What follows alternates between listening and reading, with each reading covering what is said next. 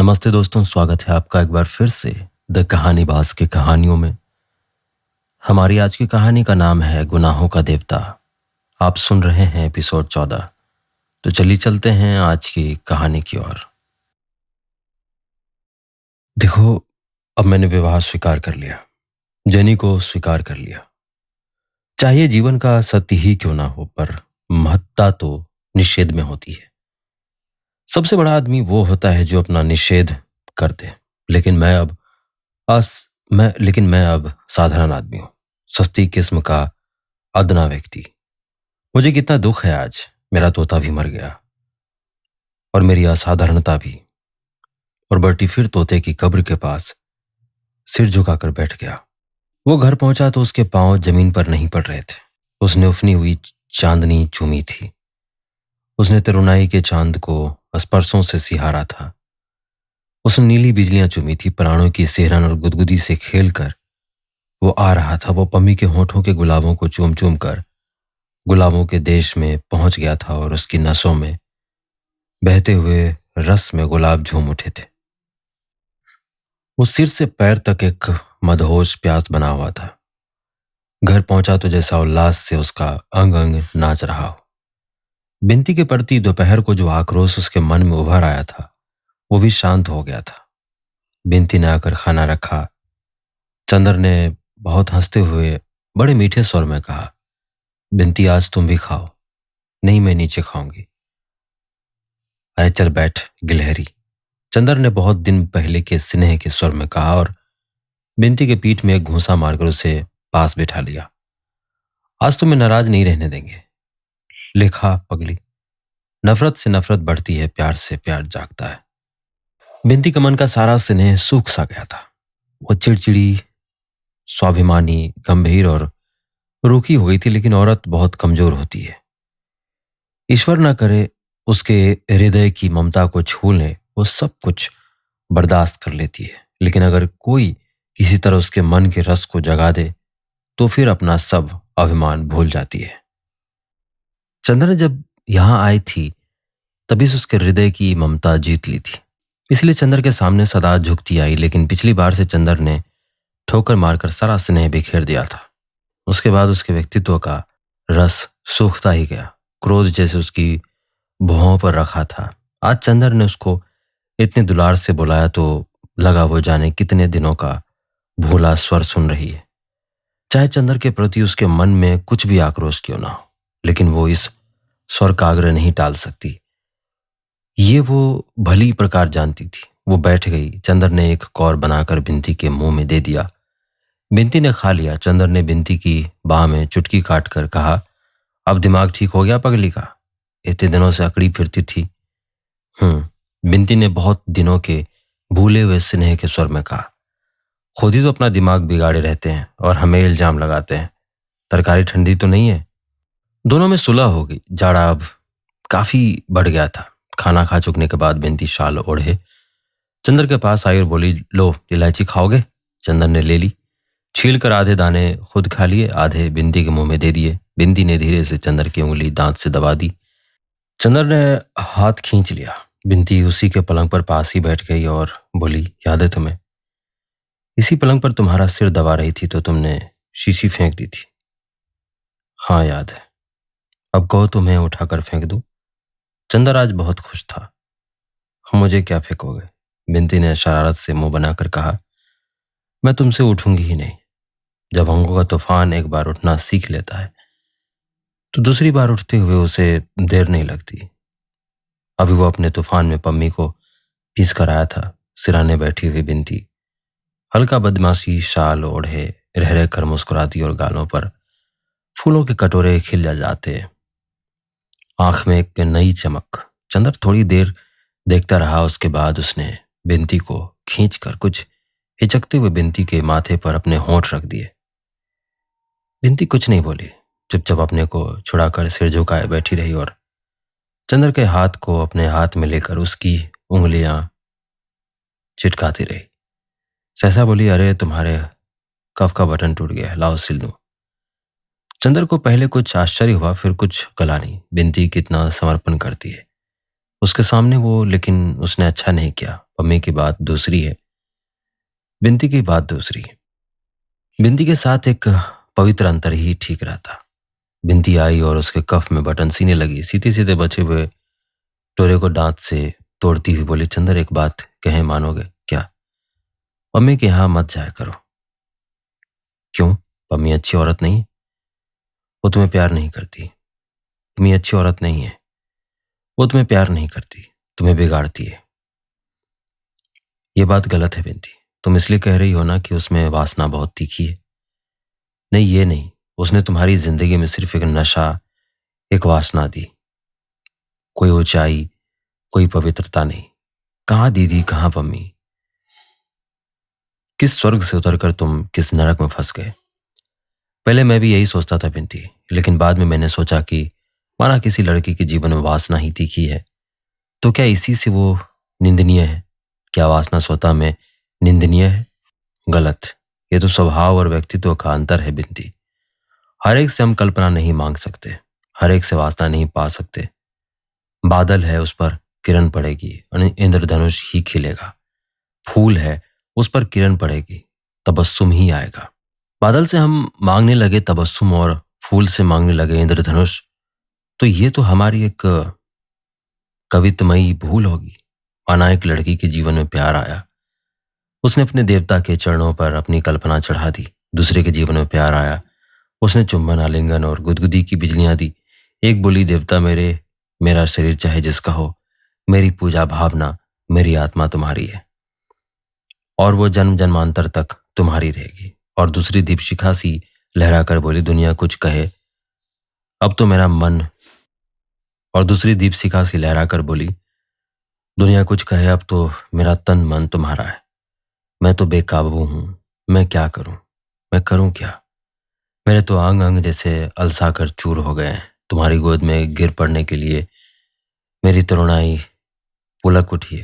तुम्हारे आलिंगन में पिस जाने के लिए मेरे लाज के बंधन जैसे शिथिल हो जाते हैं। मैं करूं तो क्या करूं? कैसा नशा पिला दिया है तुमने। मैं सब कुछ भूल गई हूं। तुम चाहे जिसे अपनी कल्पना दो, अपनी आत्मा दो, लेकिन एक बार अपने जलते हुए होठों में मेरे नरम गुलाबी होठ समेट लो ना। बताओ बिंती, क्यों पहली की भावना ठीक है और दूसरी की प्यास गलत? बिंती कुछ देर तक चुप रही, फिर बोली, चंदर तुम बहुत गहराई से सोचते हो, लेकिन मैं तो एक मोटी सी बात जानती हूँ कि जिसके जीवन में वो प्यास जग जाती है, वो फिर किसी भी सीमा तक गिर सकता है। लेकिन जिसने त्याग किया, जिसकी कल्पना जागी, वो किसी भी सीमा तक उठ सकता है। मैंने तो तुम्हें उठते हुए देखा है। गलत है बिंती, तुमने गिरते हुए देखा है मुझे। तुम मानोगी कि सुधा से मुझे कल्पना ही मिली थी, त्याग ही मिला था, पवित्रता ही मिली थी, पर वो कितनी दिन टिकी? और तुम ये कैसे कह सकती हो कि वासना आदमी को नीचे ही गिराती है? तुम आज ही की घटना लो, तुम ये तो मानोगी कि अभी तक मैंने तुम्हें अपमान और तिरस्कार ही दिया था। खैर उसकी बात जाने दो। बिंती बोली, नहीं, बात आ गई तो मैं साफ कहता हूं कि आज मैंने तुम्हारा प्रतिदान देने की सोची। आज तुम्हारे लिए मन में बड़ा स्नेह उमड़ आया। क्यों जानती हो? पम्मी ने आज अपने बहुपास में कसकर जैसे मेरे मन की सारी कटुता, सारा विष खींच लिया। मुझे लगा बहुत दिन बाद मैं फिर पिशाच नहीं, आदमी हूं। ये वासना का ही दान है। तुम कैसे कहोगी कि वासना आदमी को नीचे ही ले जाती है? बिंती कुछ नहीं बोली। चंदर भी थोड़ी देर चुप रहा, फिर बोला, लेकिन एक बात पूछूं बिंती? बहुत अजब सी बात है, सोच रहा हूं पूछूं या ना पूछूं। पूछो ना। अभी मैंने तुम्हारे माथे पर होंठ रख दिए, तुम कुछ नहीं बोली, और मैं जानता हूं ये कुछ अनुचित सा था। तुम पम्मी नहीं हो, फिर भी तुमने कुछ भी विरोध नहीं किया। बिंदी थोड़ी देर तक चुपचाप अपने पांव की ओर देखती रही, फिर शाल के छोर से एक डोरा खींचते हुए बोली, चंदर मैं अपने को कुछ समझ नहीं पाती। सिर्फ इतना जानती हूं कि मेरे मन में तुम जाने क्या हो, इतने महान हो कि मैं तुम्हें प्यार नहीं कर पाती, लेकिन तुम्हारे लिए कुछ भी करने से अपने को रोक नहीं सकती। लगता है तुम्हारा व्यक्तित्व, उसकी शक्ति और उसकी दुर्बलताएं, उसकी प्यास और उसका संतोष इतना महान है, इतना गहरा है कि उसके सामने मेरा व्यक्तित्व कुछ भी नहीं है। मेरी पवित्रता, मेरी अपवित्रता, इन सब से ज्यादा महान तुम्हारी प्यास है। लेकिन अगर तुम्हारे मन में मेरे लिए जरा भी स्नेह है, तुम पम्मी से संबंध तोड़ लो। दीदी से आग में बताऊंगी। दीदी से अगर मैं बताऊंगी तो जाने क्या हो जाएगा। और तुम जानते नहीं दीदी अब कैसी हो गई हैं। तुम देखो तो आंसू। बस बस। चंदर ने अपने हाथ से बिंदी का मुंह बंद करते हुए कहा, सुधा की बात मत करो, तुम्हें कसम है। जिंदगी के जिस पहलू को हम भूल चुके हैं उसे खुड़दने से क्या फायदा। अच्छा अच्छा अच्छा। चंदर का हाथ हटाकर बिंदी बोली, लेकिन पम्मी को अपनी जिंदगी से हटा दो। ये नहीं हो सकता बिंदी। चंदर बोला, और जो कहो वो मैं कर दूंगा। हमें तुम्हारे प्रति आज तक जो दुर्व्यवहार हुआ है उसके लिए मैं तुमसे क्षमा मांगता हूं। छी चंदर, मुझे शर्मिंदा मत करो। काफी रात हो गई थी। चंदर लेट गया। बिंदी ने उसे रजाई उड़ा दी और टेबल पर बिजली का स्टैंड रखकर बोली, अब चुपचाप सो जाओ। बिंदी चली गई। चंदर पड़ा पड़ा सोचने लगा, दुनिया गलत कहती है कि वासना पाप है। वासना से भी पवित्रता और क्षमाशीलता आती है। पमी से उसे जो कुछ मिला वो अगर पाप है तो आज चंदर ने जो बिंदी को दिया उसमें इतनी क्षमा, इतनी उदारता और इतनी शांति क्यों थी। उसके बाद बिंदी को बहुत दुलार और पवित्रता से रखने लगा। कभी कभी जब वो घूमने जाता तो बिंदी को भी ले जाता था। न्यू ईयर्स डे के दिन पम्मी ने दोनों की दावत की। बिंदी पम्मी के पीछे चाहे चंदर से पम्मी का विरोध कर ले, पर पम्मी के सामने बहुत शिष्टता और स्नेह का बर्ताव करती थी। डॉक्टर साहब की दिल्ली जाने की तैयारी हो गई। बिंदी ने कार्यक्रम में कुछ परिवर्तन करा लिया था। अब वो पहले डॉक्टर साहब के साथ शाहजहांपुर जाएगी और तब दिल्ली। निश्चय करते करते अंत में 1 फरवरी को वे लोग गए।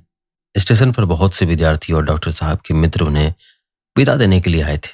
बिंदी विद्यार्थियों की भीड़ से घबराकर इधर चली आई और चंदर को बुलाकर कहने लगी, चंदर दीदी के लिए खत तो दे दो। नहीं, चंदर ने बहुत रूखे और दृढ़ स्वर में कहा। बिंदी कुछ क्षण तक एकटक चंदर की ओर देखती रही, फिर बोली, चंदर मन की श्रद्धा चाहे अब भी वैसी हो, लेकिन तुम पर अब विश्वास नहीं रहा।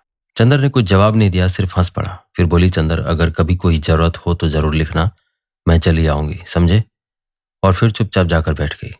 जब चंदर लौटा तो उसके साथ कई साथी प्रोफेसर थे। घर पहुंचकर वो कार लेकर पम्मी के यहाँ चल दिया। पता नहीं क्यों बिंदी के जाने का चंदर को कुछ थोड़ा सा दुख था। गर्मी का मौसम आ गया था। चंदर सुबह कॉलेज जाता, दोपहर को सोता और शाम को वो नियमित रूप से पम्मी को लेकर घूमने जाता। डॉक्टर साहब कार छोड़े गए थे। कार पम्मी और चंदर को लेकर दूर दूर का चक्कर लगाया करती थी। इस बार उसने अपनी छुट्टियां दिल्ली में ही बिताने की सोची थी। पम्मी ने भी तय किया था कि मसूरी से लौटते समय जुलाई में वो 1 हफ्ते आकर डॉक्टर शुक्ला की मेहमानी करेगी और दिल्ली के पूर्व परिचितों से भी मिल लेगी। यह नहीं कहा जा सकता कि चंदर के दिन अच्छी तरह नहीं बीत रहे थे। उसने अपना अतीत भुला दिया था और वर्तमान को वो पम्मी की नशीली निगाहों में डुबो चुका था।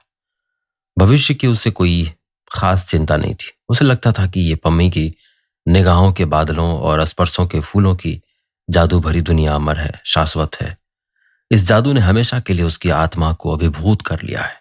ये होंठ कभी अलग ना होंगे। यह बहुपाश इसी तरह उसे घेरे रहेगा और पम्मी की गर्म तरुण सांसें सदा इसी प्रकार उसके कपोलों को सहराती रहेंगी। आदमी का विश्वास हमेशा सीमाएं और अंत भूल जाने का आदी होता है। चंदर भी सब कुछ भूल चुका था। अप्रैल की एक शाम, दिन भर लू चलकर अब थक गई थी, लेकिन दिन भर की लू की वजह से आसमान में इतनी धूल भर गई थी कि धूप भी हल्की पड़ गई थी। माली बाहर छिड़काव कर रहा था। चंदर सोकर उठा था और सुस्ती मिटा रहा था। थोड़ी देर बाद वो उठा, दिशाओं की ओर निरुद्देश्य देखने लगा। बड़ी उदास सी शाम थी। सड़क भी बिल्कुल सूनी थी। सिर्फ 2 एक साइकिल सवार लू से बचने के लिए कानों पर तौलिया लपेटे हुए चले जा रहे थे। एक बर्फ का ठेला भी चला जा रहा था। जाओ बर्फ ले आओ, चंदर ने माली को पैसे देते हुए कहा। माली ने ठेले वाले को बुलाया। ठेला वाला आकर फाटक पर रुक गया। माली बर्फ तोड़वा ही रहा था कि एक रिक्शा जिस पर पर्दा बंधा हुआ था वो भी फाटक के पास मुड़ा और ठेले के पास आकर रुक गया। ठेले वाले ने ठेला पीछे किया। रिक्शा अंदर आया। रिक्शा में कोई पर्दा नशीन औरत बैठी थी, लेकिन रिक्शा के साथ कोई नहीं था। चंदर को ताज्जुब हुआ, कौन पर्दा नशीन यहां आ सकती है। रिक्शा से एक लड़की उतरी जिसे चंदर नहीं जानता था, लेकिन बाहर का पर्दा जितना गंदा और पुराना था, लड़की की पोशाक उतनी ही साफ और चुस्त। वो सफेद रेशम की सलवार, सफेद रेशम का चुस्त कुर्ता और उस पर बहुत हल्के शरबती फलसाई रंग की चुन्नी ओढ़े हुए थी। वो उतरी और रिक्शे वाले से बोली, अब घंटे भर में आकर मुझे ले जाना। रिक्शा वाला सिर हिलाकर चल दिया और वो सीधे अंदर चल दी। चंदर को बड़ा अचरज हुआ। ये कौन हो सकती है जो इतनी बेतकल्लुफी से अंदर चल दी? उसने सोचा शायद शरणार्थियों के लिए चंदा मांगने वाली कोई लड़की हो, मगर अंदर तो कोई ही है ही नहीं। उसने चाहा कि रोक दें, फिर उसने नहीं रोका। सोचा खुद ही अंदर खाली देखकर लौट आएगी। माली बर्फ लेकर आया और अंदर चला गया। वो लड़की लौटी। उसके चेहरे पर कुछ आश्चर्य और कुछ चिंता की रेखाएं थी। अब चंदर ने उसे देखा। एक सांवली लड़की थी, कुछ उदास, कुछ बीमार सी लगती थी। आंखें बड़ी बड़ी लगती थीं जो रोना भूल चुकी हैं और हंसने में भी अशक्त है। चेहरे पर एक पीली छां थी। ऐसा लगता था देखने ही से लड़की दुखी है, पर अपने को संभालना जानती है। वो आई और बड़ी फीकी मुस्कान के साथ बड़ी शिष्टता के स्वर में बोली, चंदर भाई सलाम। सुधा क्या ससुराल में है? चंदर का आश्चर्य और भी बढ़ गया। ये तो चंदर को जानती भी है। जी हाँ, वो ससुराल में है। आप? और बिंती कहाँ है? लड़की ने बात काट कर पूछा। बिंती दिल्ली में है। क्या उसकी भी शादी हो गई? जी नहीं, डॉक्टर साहब आजकल दिल्ली में है। वो उन्हीं के पास पढ़ रही है। बैठ तो जाइए। चंदर ने कुर्सी खिसका कर कहा, अच्छा तो आप यहीं रहते हैं? आप नौकर हो गए होंगे?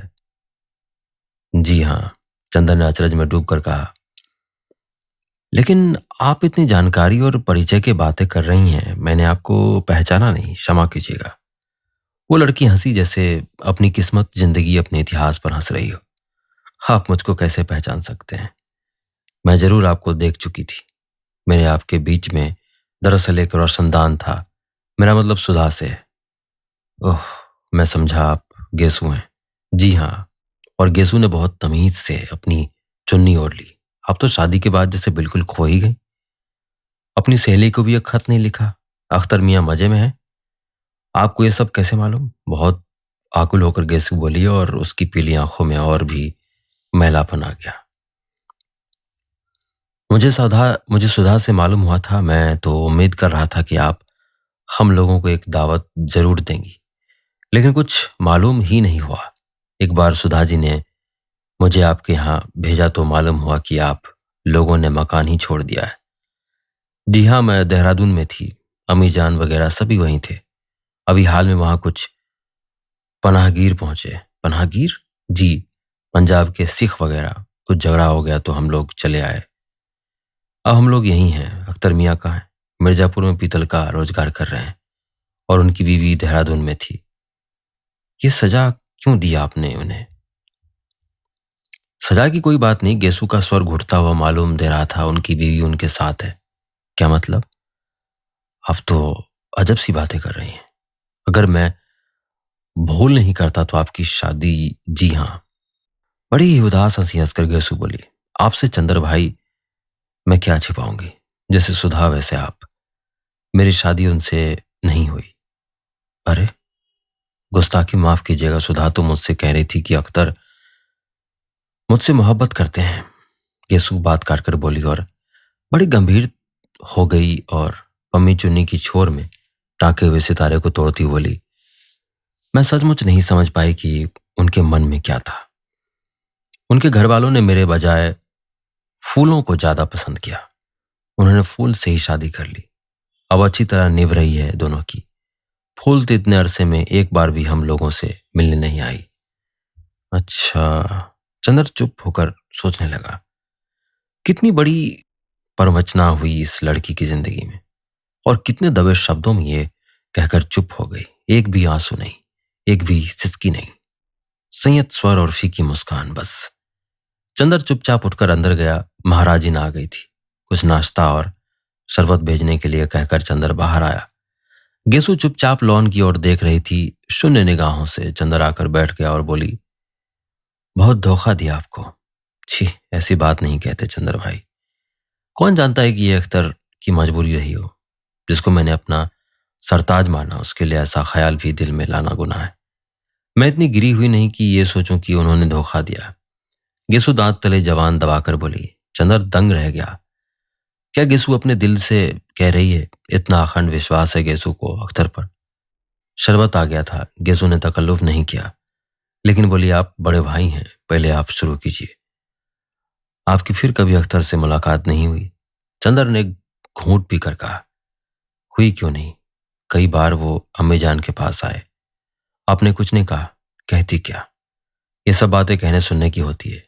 और फिर फूल वहां आराम से है। अख्तर भी फूल को जान से ज्यादा प्यार रखते हैं। अख्तर भी फूल को जान से ज्यादा प्यार से रखते हैं। यही मेरे लिए बहुत है। और अब कहकर क्या करूंगी? जब फूल से शादी तय हुई और वे राजी हो गए तभी मैंने कुछ नहीं कहा। अब तो फूल की मांग, फूल का सुहाग मेरे लिए सुबह की अजान से ज्यादा पाक है। गेसू ने शरबत में निगाहें डुबाए हुए कहा। चंदर क्षण भर चुप रहा, फिर बोला, अब आपकी शादी अम्मी जान कब कर रही हैं? कभी नहीं। मैंने कस्त कर लिया है कि मैं शादी ताउम्र नहीं करूंगी। देहरादून के मैटरनिटी सेंटर में काम सीख रही थी, कोर्स पूरा हो गया, अब किसी अस्पताल में काम करूंगी। आप? क्यों? आपको ताजुब क्यों हुआ? मैंने अम्मी जान को इस बात के लिए राजी कर लिया है। मैं अपने पैरों पर खड़ी होना चाहती हूँ।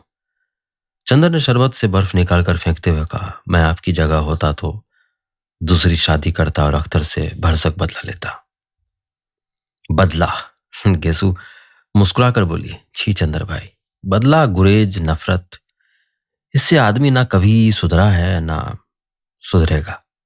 बदला और नफरत तो अपने मन की कमजोरी को जाहिर करते हैं। और फिर बदला मैं लूं किससे? उससे। दिल की तन्हाइयों में मैं जिसके सजदे पड़ती हूं, ये कैसे हो सकता है? यीशु के माथे पर विश्वास का तेज दमक उठा। उसकी बीमार आंखों में धूप लहला उठी और उसका कंचन लता सा तन जगमगाने लगा। कुछ ऐसी दृढ़ता थी उसकी आवाज में, ऐसी गहराई थी उसकी ध्वनि में कि चंदर देखता ही रह गया। वो जानता था कि गेसू के दिल में अख्तर के लिए कितना प्रेम था।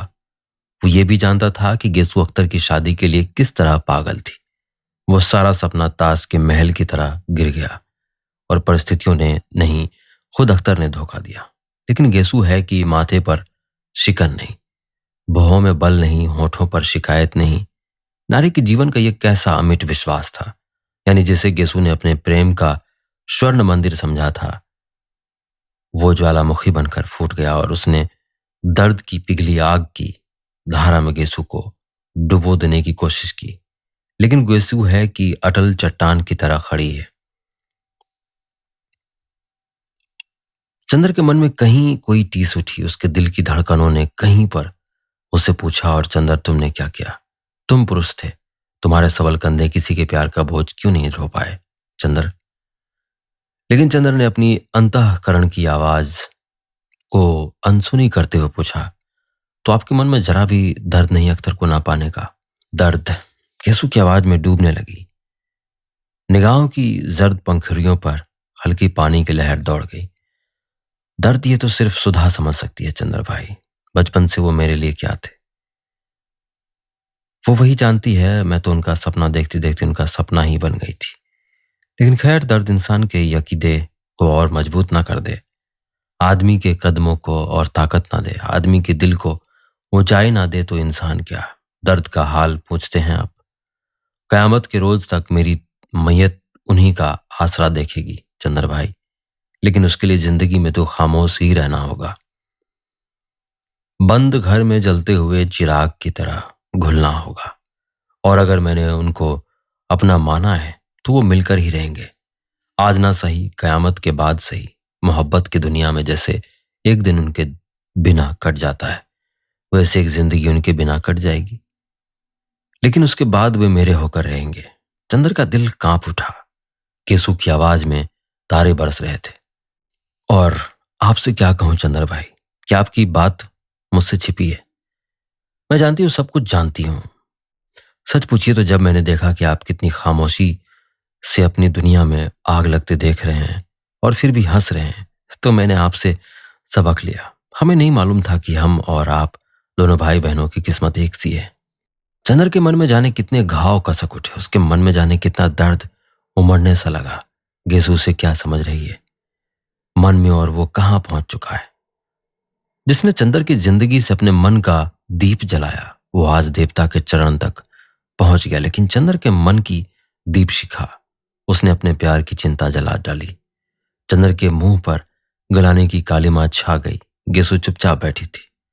सहसा बोली, चंद्र भाई, आपको याद है पिछले साल इन्हीं दिनों में मैं सुधा से मिलने आई थी और हसरत आपको मेरा सलाम कहने गया था, याद है?